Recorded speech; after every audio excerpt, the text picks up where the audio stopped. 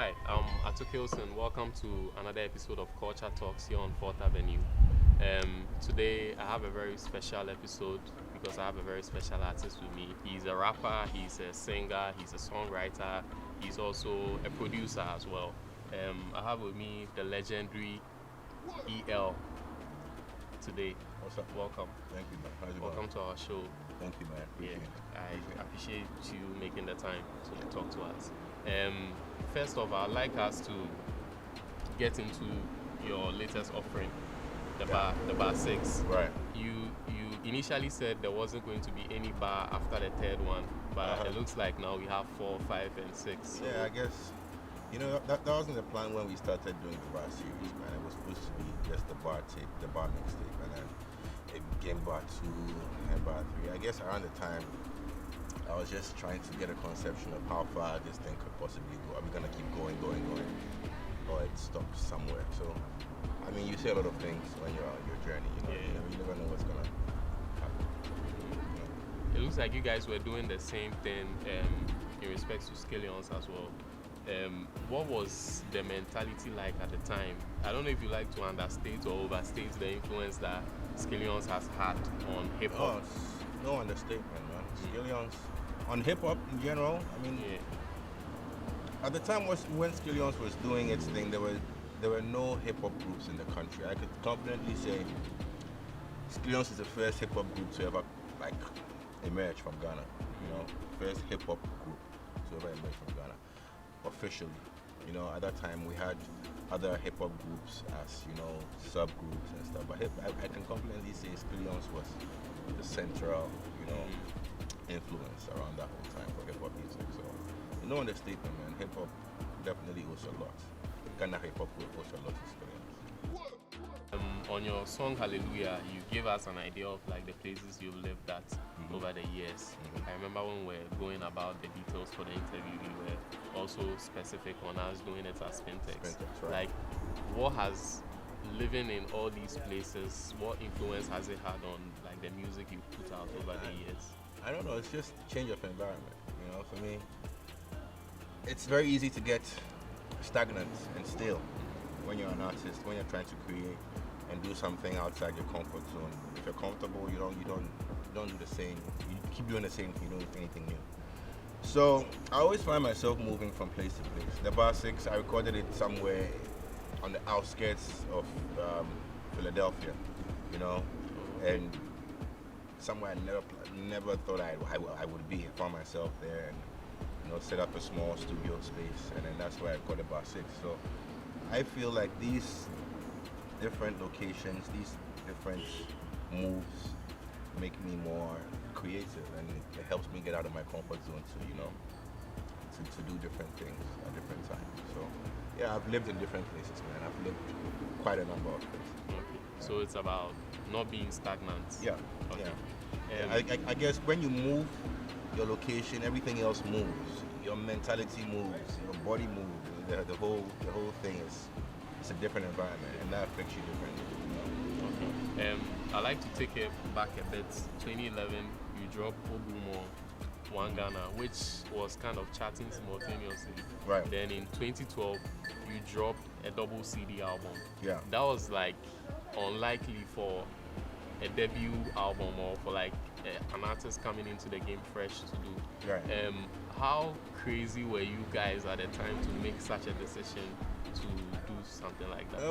It wasn't crazy per se. It was just trying to find a way to put out the music that we had, because I still have so much music, and sometimes it's a challenge to pick just a small number of them to fit on a CD. So I guess at the time the solution was, why don't we drop a double CD? It's just a solution to the issue that we had on our hands at the time, and we still have that issue. The music is just a lot, so sometimes we like to find creative ways to put it out. I'll come back to that, because this year alone you've dropped 2 projects, you've dropped 2 albums, so I'll come back to that. Right. But still on something else, Bentley's a taxi. Right. Whose idea was that? It was the management at the time. Oh, okay. Yeah, they had that bright idea. Yeah, it's actually resonated with the people a lot. Yeah. I think that's one of the iconic times in Ghanaian pop culture. Yeah. And looking back, I also see you put a lot of thought in your music videos as well. Yeah. For instance, you went all the way to SA to shoot that. Even with Kalu, there's even a story about your video with Dope Nation, how you guys traveled all the way to White Sands to get that done. And Agbo, and even Frodo Baggins. Right. Now, what is that mentality behind putting, because I don't see a lot of artists doing that though. Right. But like for you really plan and put a lot of thoughts in your music videos. What's the driving force behind that? I mean, you don't want to do the same thing as everybody else is doing. I always pride myself in being a creative, an artist who likes to go right when everybody's going left and vice versa. You know, I don't want to appear as anybody else. I don't want to sound as anybody else. I don't want to create like anybody else. So I always find myself looking at how to destabilize, you know, the norm and how to defy the status quo. You know what I mean? So I guess I'm always looking for new creative ways to express myself. Okay. Yeah, in that space. All right. I'm picking a bar from one of your songs on one of the projects you've done, Heaven. Right.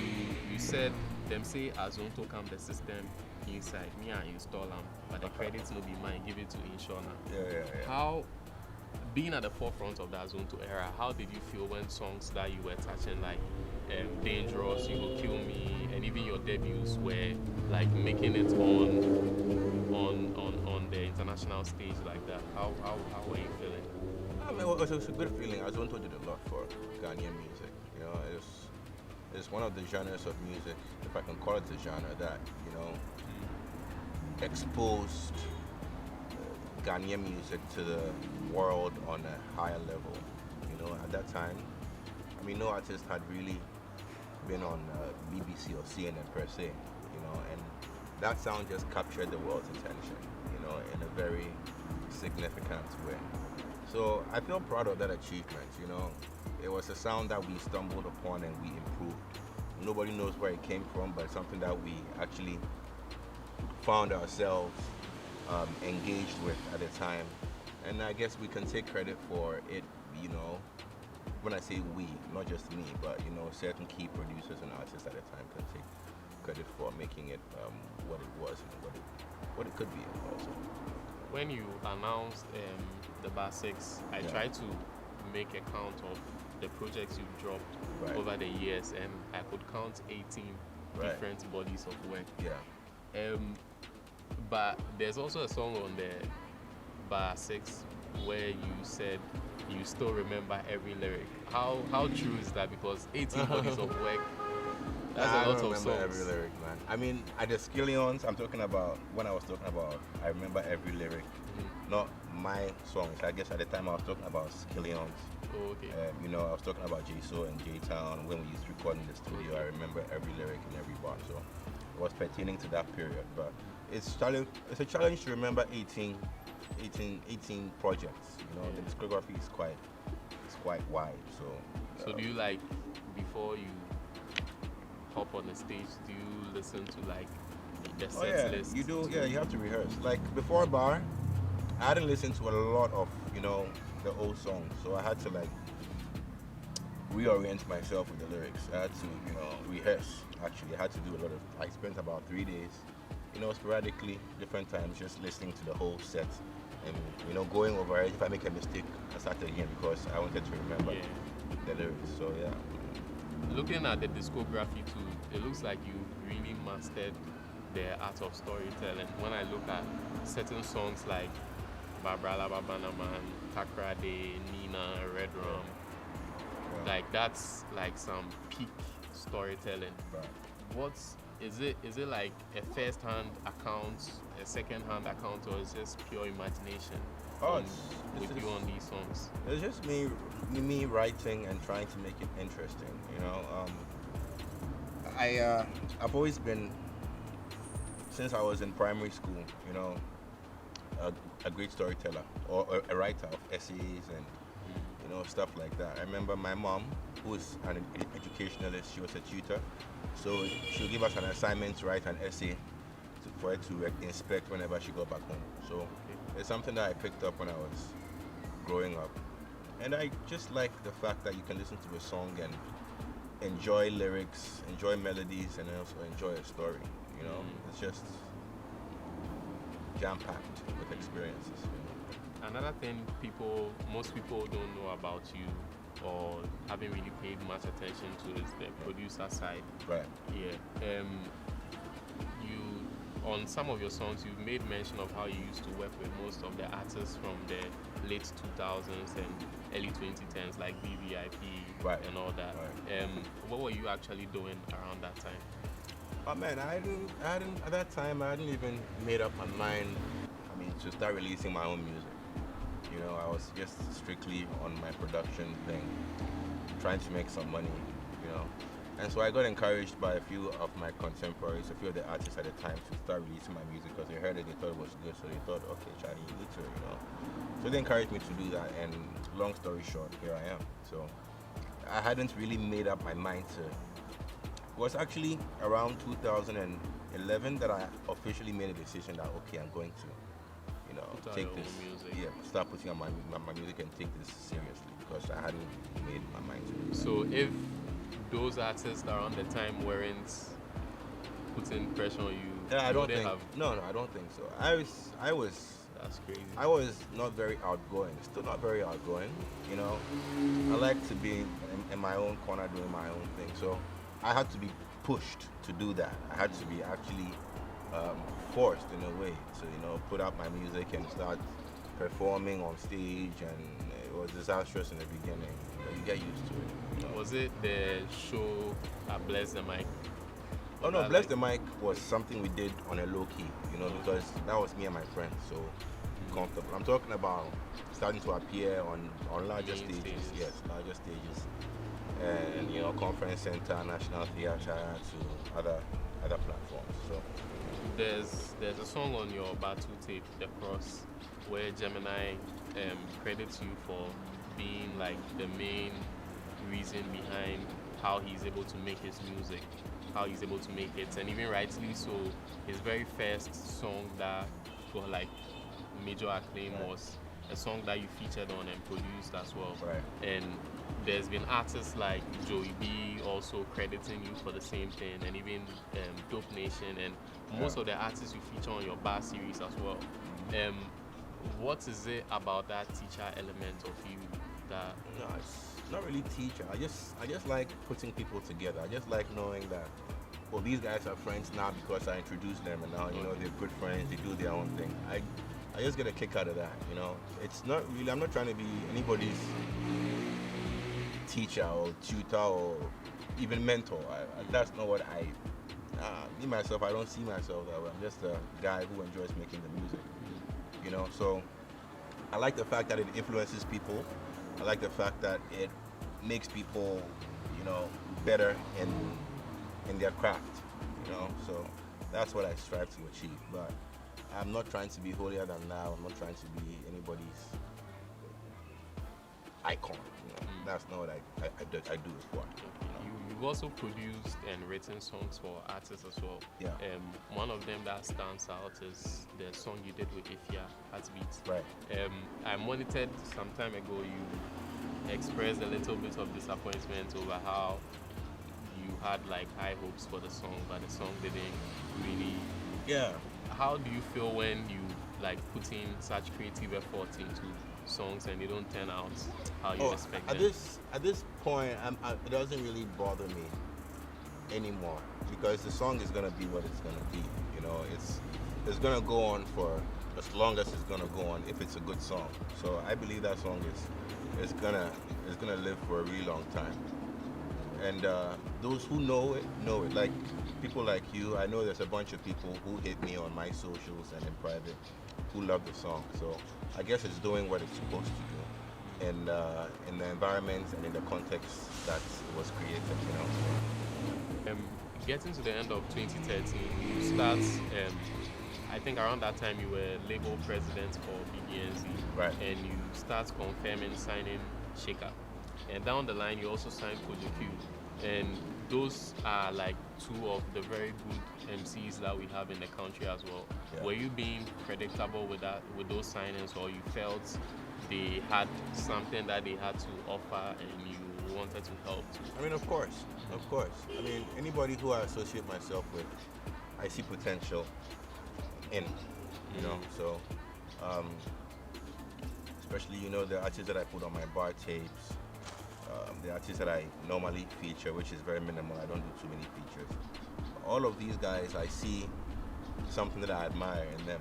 You know, something that I think is out of this world. And one thing that I really love is creative people who like creative people who excel at the creative craft. It's just something that I am so attracted to. So, yes, I mean, every artist you see around me is a killer. It's an absolute stunner in their craft. On Here We Are, Yeah. that's like also a song on your Bar 2 tape. Yeah. You told us it was going to be BBNZ till death. And Yeah. It looks like you broke that promise. Oh yeah, you know, you never What see. happened? I mean, you can't foretell what the future brings. I mean, regardless of your expectations or your, you know, the things that you want to happen, it's out of our hands. So life happens. Was it like an avoidable situation, or? It could have been, but you know, it was a reoccurring situation, a reoccurring event. It just kept happening, and at a point in time, you have to make a choice whether to stay or to leave. I chose to leave. Yeah. On the artistry side, who has been your favorite artist to work with?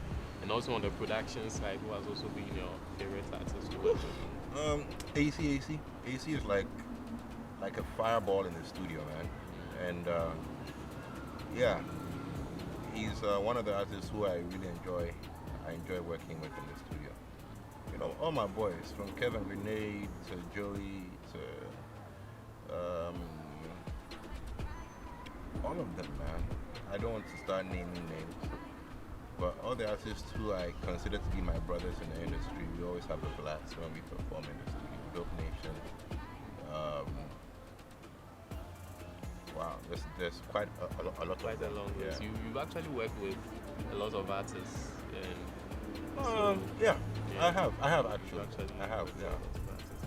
Yeah. I know you once said until Kendrick calls for a feature, you are still underground. Is that like Yeah, the yeah, top yeah. of your feature bucket list? No, not anymore. Not So anymore. who is on top now? I don't even know, man.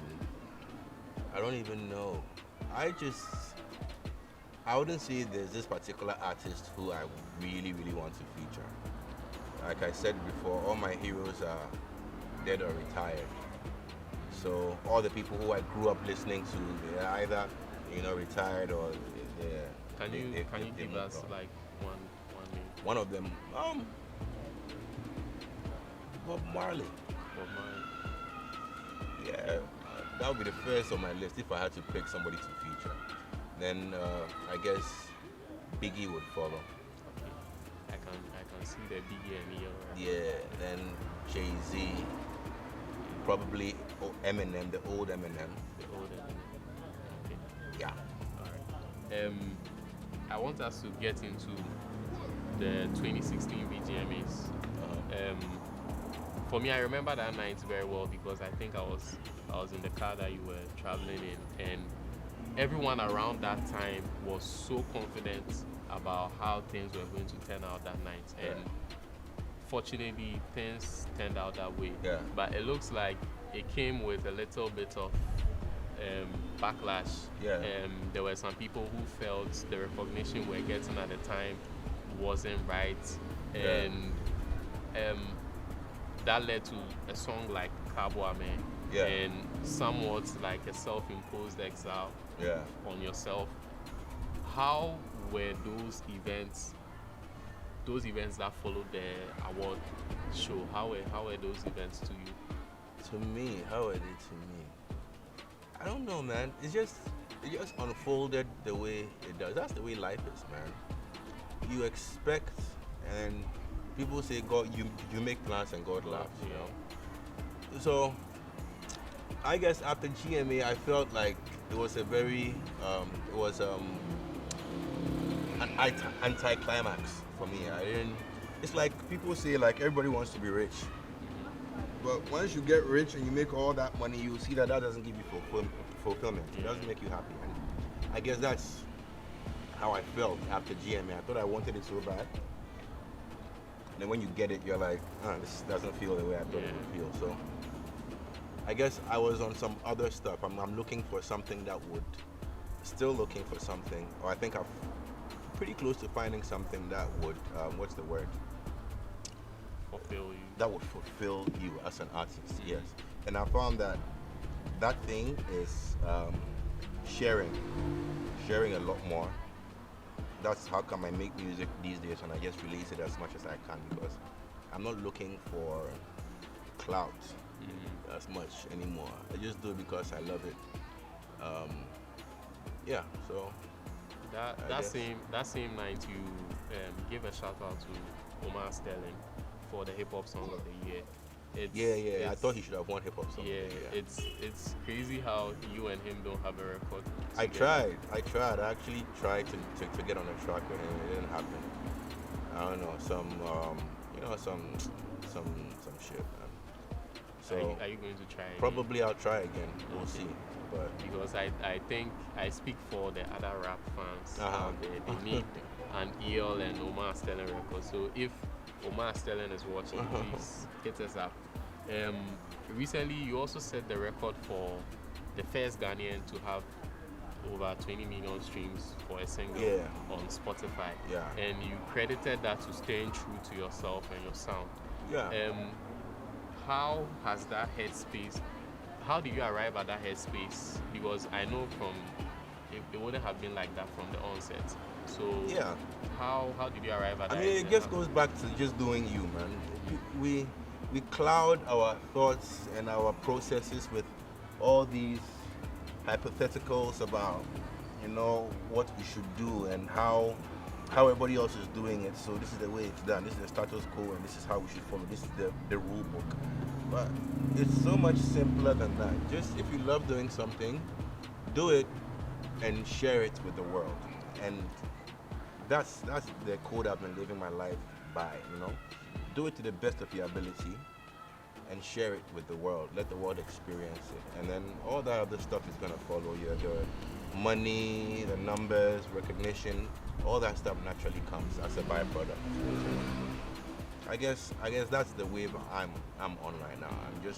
I did my lane inside, I do my thing. So 2021, you dropped 2 projects that are like competing against each other. Like if it is melodies, you are in. Right. If you are barring up, you are barring up. Right. How do you come together to putting out 2 solid projects in the same calendar year, which are like of different genres at the same time? There's no challenge to it, man. That's what I do. I'm a musician, So if I record 100 songs a year, at least 70 or 80 of them have to come out some way, So if I'm gonna drop 2 albums to put it out, that's what I'm gonna do. So it's just me doing what I love and sharing it with the world and people who care to listen. And Waves is still out there. Bar just came out. Who knows? I might drop another project before the end of the year because I feel like it. But it's all vibes, man. It's all how I be, how I move. You have a bar on Frodo Baggins that says the only language you understand now is Ghana and business. Is that like where you are at mentally? Nah, I don't take that line too literally. It's just me flexing. But let's talk about Frodo Baggins. How does you coming together to? Because for me, before Frodo Baggins, I haven't heard about Nova Black. Yeah. There are other artists on the bar series too who other fans of music haven't also heard about. Yeah. So how do you come together to spotting these talents and putting them on songs? I hear them, I'm like, wow, it'd be great to rap with this guy. I hit them up like, yo, I have a track for us. You wanna do it? I'm like, yeah. And then we do it, and we drop it, and people hear it. That's it. There's nothing to it. There's nothing else. There's no science to it. It's me hearing something that I like and say, yo, I want to be part of that, and then we drop it, you know. So for the Nova Black, we ended up in Peace. I met him in Peace Studio in New Jersey.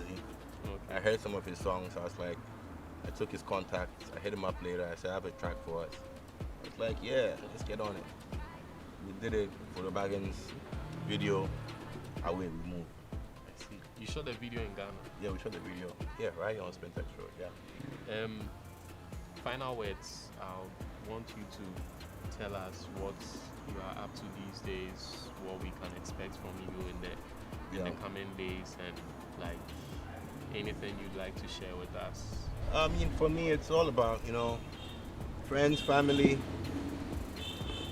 and fans, you know. So with the friends, it's Christmas time, so I'm hanging out with a lot of friends, a lot of family. I'm here at Spintex Road, just spending time with my folks. On the music side, we just dropped for the Baggins, so we're gonna start doing media rounds for that probably next week. Let more people hear it. And then working on a few things outside as well, so I'm gonna be leaving probably in a few weeks as well, because it's a big world out there and I like to see as much of it. So I'm gonna be moving from place to place back on my road thing. And we'll see what happens, man. I'm also working on a few things here in Ghana. You know, to try and boost the culture, to give people a different experience, a different perspective with the music. So you'll be hearing more of that as well. And just, just be on the low key, just vibing, man. Just vibing. Yeah. All right. Yeah. We'd like to thank you very much for making time out of your busy schedule to come and chop it up with us. No problem. I'm sure the viewers are also enlightened as to what has been going on all these years. Thanks for having me, man. I like the joint. I'll come and check it out when you guys go. Thank you very much. All right, so catch you on the next episode. Like, comment, share, subscribe. We out.